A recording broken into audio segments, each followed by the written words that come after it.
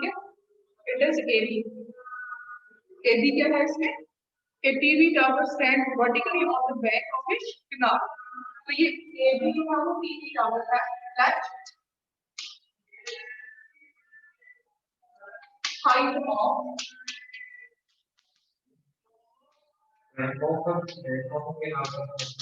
TV tower। हाँ, जो river है ना उसकी साइड पे, क्लियर? समझ रहे हो? बैंक ऑफ द, उसके बाद आपको क्या गिवन है? Height of the leaving tower is, it is at the bank of the canal, यहाँ पे कैनाल है और यहाँ पे ये टावर है। उसके बाद आपको क्या फाइंड करना है? From the point on the other bank directly opposite to the tower, the angle of elevation of top of the tower is 60 degree.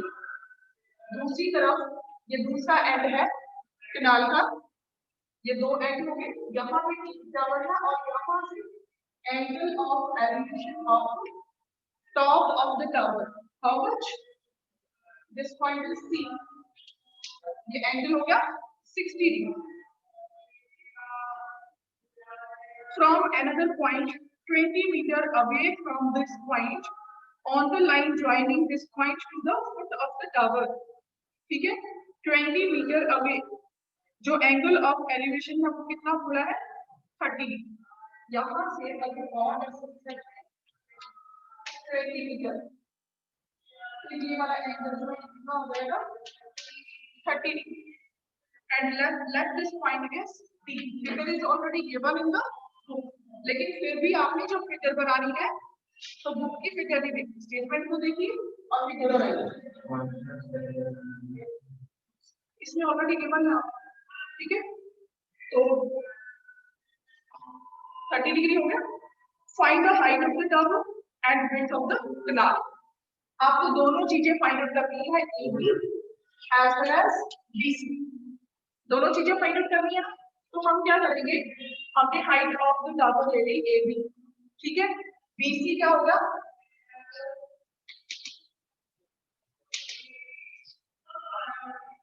width of the canal is equal to BC, और find out करनी है height of tower भी आपको find out करनी है, clear?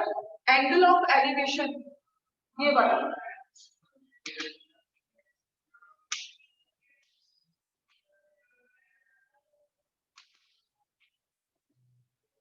from C top of tower, कौन सा angle है?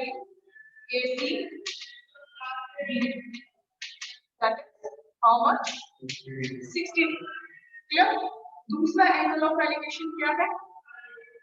ये वाला, वो 20 metre away from that point C से और भी ज्यादा 20 मीटर आगे, ठीक है? तो B पॉइंट कहाँ पे है? It is at a distance of 20 metre away from C, so DC is equal to 20 metre.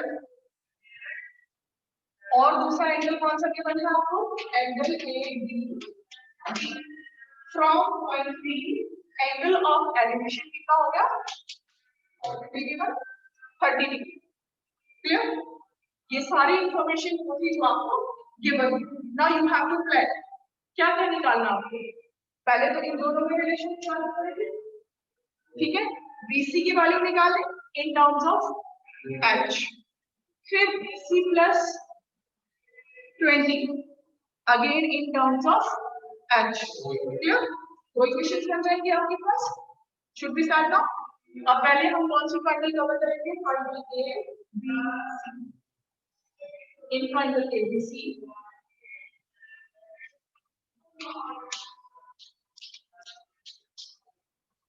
This angle B कितना होगा? 90 डिग्री, क्योंकि ग्राउंड और टावर के बीच में एंगल कितना होगा? 90 वर्टिकली हो गया ना इक्वेशन। तो यहाँ पे ये BC over AB over BC कितना हो जाएगा? Tangent of 60, which implies AB is equal to BC into tangent of 60. So value of AB होगी BC into under root 3. तो इसको हम क्या लिखते हैं under root 3 BC. Is it? AB is equal to under root 3 BC. That is the number 1. उसके बाद अगर हम ये दूसरी टाइटल की बात करते हैं, दूसरी टाइटल कौन सी है आपके पास? A triangle A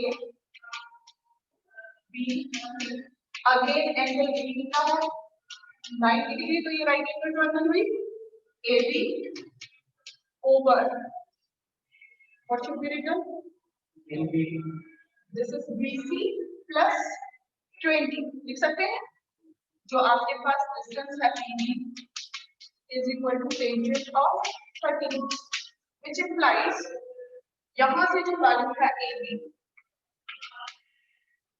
over BD को दूसरी तरफ ले जाओ, AB is equal to BD into tangent of 30 degree. Okay, आपके पास AB की वैल्यू कितनी आ गई आपको? AB is equal to BD, आपको नहीं पता BD कितना हो जाएगा? जो आपके पास ये वाली डिस्टेंस है BC plus 20 metre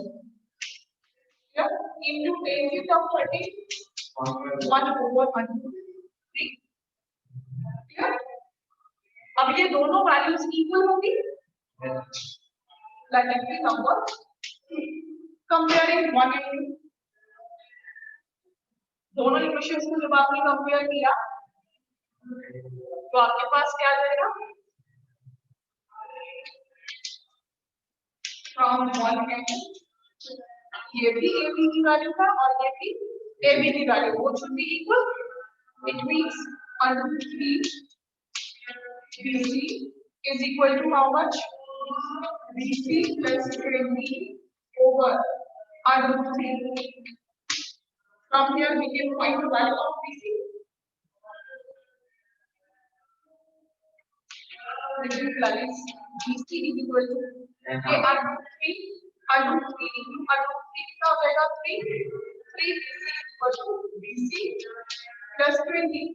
3 BC minus BC is equal to 20. So what will be the value of BC here? 2 BC is equal to 20 और value of BC कितनी हो जाएगी? 10 metre.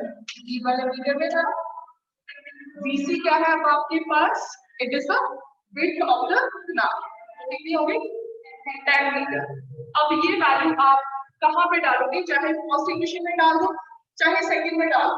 You will get the value of first में easier है, ठीक है, plus में करना पड़ेगा. तो put this value, put BC equal to 10 meter in equation number 1.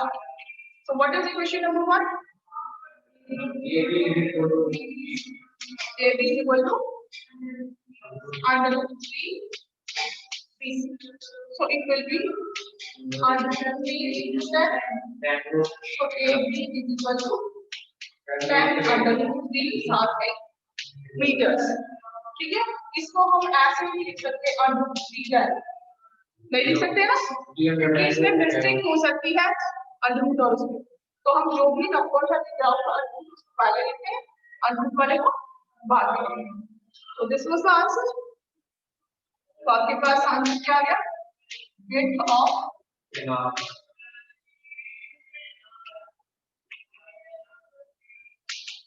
कितनी होगी width of canal?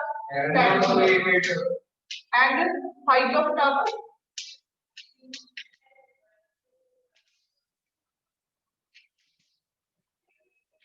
Height of tower is 10 under 3 meters. Clear?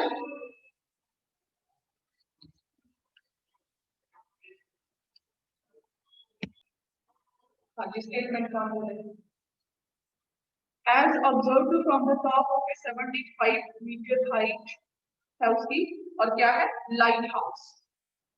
Light house height is given, कितनी हाइट गिवन है, 75। तो लिखिए इसमें late height of the lighthouse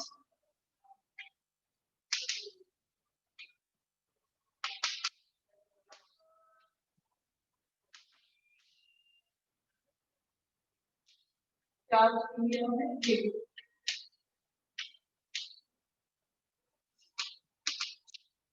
AB की value कितनी given है, 75। हमने इसको सपोज किया कि ये टावर है, सॉरी क्या है, लाइट हाउस है, हाइट कितनी है, AB and AB is 75 metre from the sea level. The angle of depression of two ships are 30 degree and 45 degree. अब ships आगे भी हो सकते हैं पीछे भी, but condition is given. If one ship is exactly behind the other, एक ship के पीछे ही दूसरा ship है, एक ही लाइन में हो. And what is the second condition? On the same side, एक ही तरफ है, या तो दोनों इसकी लेफ्ट साइड है या तो राइट साइड है. तो फर्स्ट एंगल कितना, 30 डिग्री एंड 45 डिग्री. अब टू शिप्स हैं यहाँ पे, let first ship is C, तो ये कौन सा हो गया इसका एंगल ऑफ डिप्रेशन, कहाँ से शुरू होगा, इधर से. ये हॉरिजॉन्टल लेवल है, इसके पैरेलल हम यहाँ पे लाइन ड्रॉ करेंगे, क्लियर. और ये वाला angle first angle of depression, ठीक है. उसके बाद दूसरा एंगल, आपको दो एंगल गिवन है, 30 डिग्री एंड 45, क्लियर. तो पहला एंगल कौन सा होगा, जब दूसरा एंगल यहाँ पे है, ये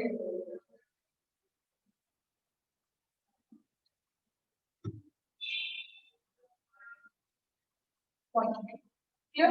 अब फर्स्ट एंगल जो वो बड़ा है 45 डिग्री, तो ये वाला एंगल उसके इक्वल होगा, कितना हो गया 45. और जो यहाँ पे है वो इसके इक्वल 30 डिग्री ये है, और ये भी 30 डिग्री, क्लियर. अब ये आपको ये पोजीशंस पॉइंट आउट करनी आनी चाहिए कि बड़ा एंगल कहाँ पे आ रहा है, क्लियर. अब आपको क्या करना है, इसमें क्वेश्चन में पूछा क्या है, if one ship is exactly behind the other on the same side of the lighthouse, find the distance between the two ships. आपने CD की वैल्यू फाइंड आउट करनी है, क्लियर.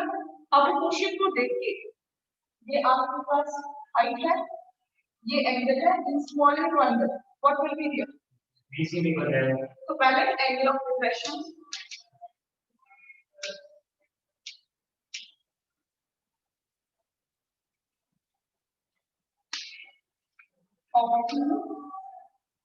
शिप्स, कौन कौन सी शिप्स हैं. अब फर्स्ट वन सी है और सेकंड वन कौन सा है, इसको डी और सी लेंगे क्योंकि बुक में पहले 30 डिग्री दिया और फिर उसके बाद 45 degree. Ships B and C are, D के लिए एंगल ऑफ डिप्रेशन 30 डिग्री है and 45 degree, clear. Angle of depression this one will be equal to angle of elevation. Same रहेगा. अगर आप वहां से देखते हो इस शिप को या शिप से वहां पे देखते हो तो दोनों एंगल इक्वल होंगे. फर्क कहां पे होगा, वो वाला एंगल है जो वो नीचे की तरफ होगा, ये वाला एंगल ऊपर की तरफ होगा, क्लियर.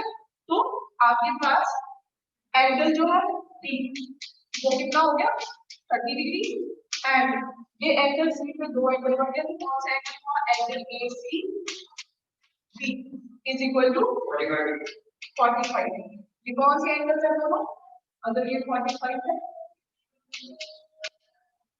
ऑर्डिनेट एंगल्स, अगर लाइंस पैरेलल हैं तो ये ऑर्डिनेट एंगल्स इक्वल होंगे, इज इट. अब फर्स्ट फिगर से स्टार्ट कर रहे हैं हम इन दिस पॉइंट, क्लियर. वहां पे 30 डिग्री लिखा है ना, तो ये भी मिस्टेक हो, क्योंकि ये तो हमने बाद में लिखे ना, ये वाले एंगल क्या है, ये बाद में आए, पहले तो यही एंगल गिवन है ना आपको, तो यहाँ से इन ट्रायंगल कौन सी ट्रायंगल होगी, A B C, angle B कितना रहेगा 90, क्योंकि टावर और ग्राउंड के बीच की जो एंगल है हमेशा परपेंडिकुलर होगी। अब इसमें परपेंडिकुलर ओवर ये एंगल आपके पास कितना है 45 और ये वाला 30, tangent of 45 is equal to perpendicular AB over BC। BC की वैल्यू आपके पास कितनी होगी, AB over tangent of 45, tangent 45 1, ठीक है। तो आपके पास BC की वैल्यू कितनी होगी, AB that is 75 over 1 meter, BC is equal to 75 metre. Clear. अब दूसरी ट्रायंगल कौन सी ट्रायंगल है, in triangle ABD,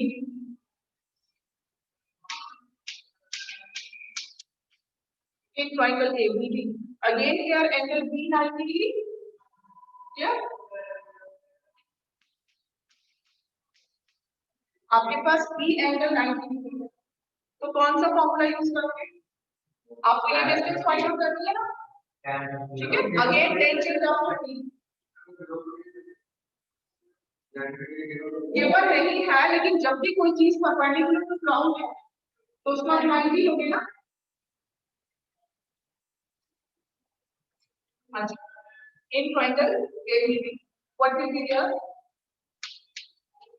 30 degree is equal to perpendicular same है एबी ओवर बेस चेंज हो गया, कितना हो गया बीडी, व्हिच इंप्लाइज AB की वैल्यू आपको पता है, टेंजेंट 30 कितना होता है 1 over √3 is equal to 75 over BD की वैल्यू आपके पास है BC प्लस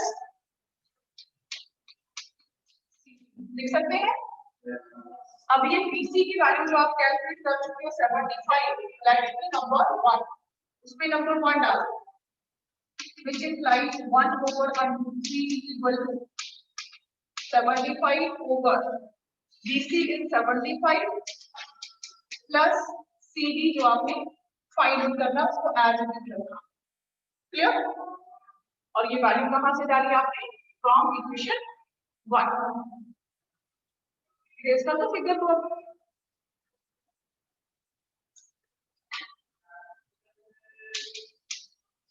implies ये वैल्यू इधर आ जाएगी 75 plus CD is equal to 75 minus 3। CD की वैल्यू आपके पास 75 √3 minus 75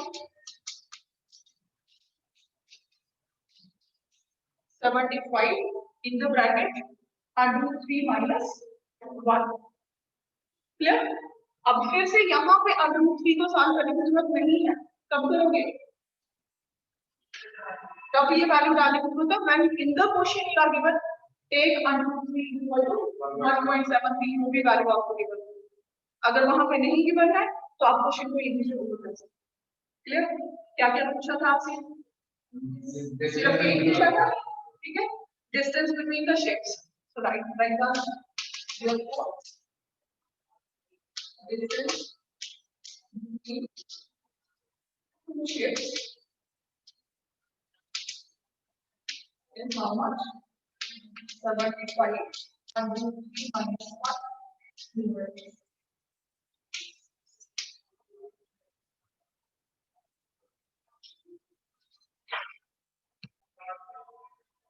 Question number 15. Now here AB is the, what is AB? Tower. ठीक है, select height of tower is equal to AB, and the person is at point C, and then after 6 seconds he will be at D. Clear? अब question में ये clearly बोला है person is moving here towards foot of the tower. Clear. Person नहीं car है, car पहले कहां पे है, सी पे है और ये इसका एंगल ऑफ डिप्रेशन, मतलब अगर यहाँ से आप देखते हो नीचे की तरफ तो हॉरिजॉन्टल के पैरेलल लाइन ड्रॉ करती, this angle is 30 degree. So angle of depression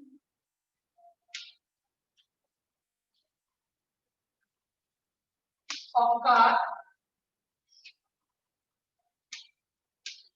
at C from A is equal to 30 degree, which implies angle C will also be 30 degree, क्योंकि ये हॉरिजॉन्टल लाइन है इसके पैरेलल। तो क्या result लिखोगे?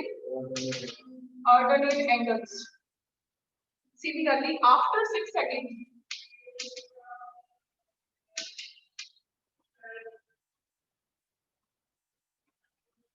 car is at B, 6 second की distance travel, sorry 6 second जाएंगी travelling के बाद वो कार कहाँ पे पहुंची? D पॉइंट पे। क्लियर? आपको ये बताना है D से B तक पहुंचने के लिए उसको कितना टाइम लगेगा। क्लियर? क्या फाइंड आउट करना? Time taken by the car to reach from D to B। इसका मतलब आप अगर आपके पास ये डिस्टेंस मिल जाए BD, क्लियर, स्पीड आपको यहां से मिल जाएगी, then you can find the time taken। Speed distance है ना CD, तो स्पीड कितनी हो जाएगी? Distance over time, CD over 6। Okay, wait start. अब ये कार की एट B, अब इसमें D पे जब पहुंचता है तो यहाँ पे आपको एंगल दिया है ना, this angle of depression. So angle of depression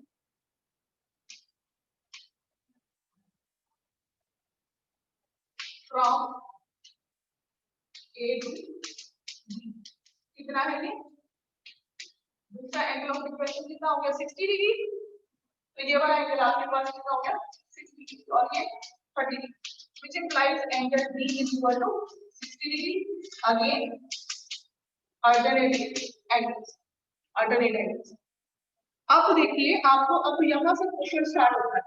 सबसे पहले हम ये वाली ट्रायंगल को कंसीडर कर लेंगे और उसके बाद सेकंड ट्रायंगल को कंसीडर करेंगे। हमने रिलेशन लेके आनी है CD और BD। क्लियर? CD का आपको पता है कि टाइम कितना है? 6 second according to 5। Unity method use कर सकते हैं ना। अगर CD के लिए 6 सेकंड लगते हैं तो BD के लिए कितने लगेंगे? दोनों में हमें रिलेशन पता हो। तो सबसे पहले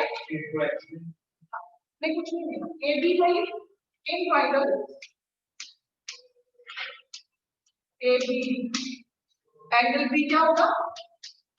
जितने भी क्वेश्चन है जिसमें डाउट पे है, फोर्स है, सबके लिए कितना होगा? 90 डिग्री। एंगल B कितना होगा? 90 degree. Now BD, sorry, tangent of 60 is equal to क्या लिखें? AB ओवर B लिख सकते हैं। ये वाली हाइट तो सेम रहेगी ना दोनों केसेस के लिए। टेंजेंट 60 और √3 is equal to AB over BD। We can write AB is equal to AB तो हम लिख सकते हैं yes, so AB is equal to √3 BD, that will be number 1. Similarly from the second triangle we will find the this height AB, क्योंकि हमें height तो चाहिए। A triangle, second triangle ABC, again angle B कितना हो गया? 90 degree। If it is right angle triangle then tangent of 30 degree कितना हो गया आपके पास? AB over BC। Clear?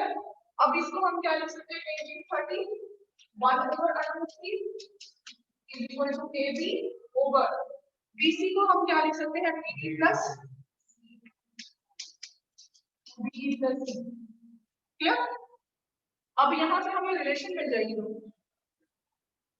which implies BD plus CD is equal to √3 AB। Clear? √3 को इधर नीचे ला सकते हैं हम लोग। We need to find the value of AB। AB की वैल्यू फाइंड आउट करनी है ना हमें।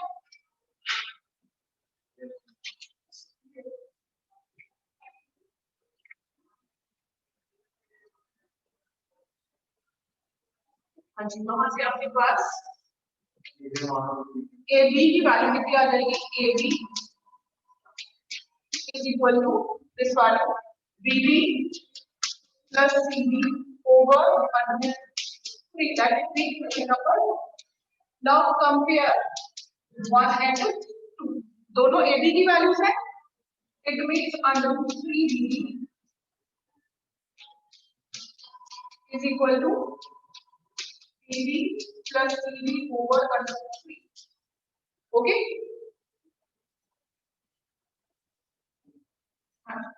अब क्या करोगे, √3 into √3, 3BB is equal to BB plus CB. आपके पास कौन सी वैल्यू चाहिए, BD, 3BD में से BD minus CD. Clear? Distance travel CD है तो टाइम टेकन कितना हुआ, time taken to travel CD is equal to 6 seconds, which implies time taken to travel. CD की वैल्यू कितनी है, 2BD equal to 6 seconds. अगर ये डिस्टेंस हाफ हो जाए, CD की वैल्यू कितनी है, 2BD. आपने BD डिस्टेंस कितने टाइम में ट्रैवल की,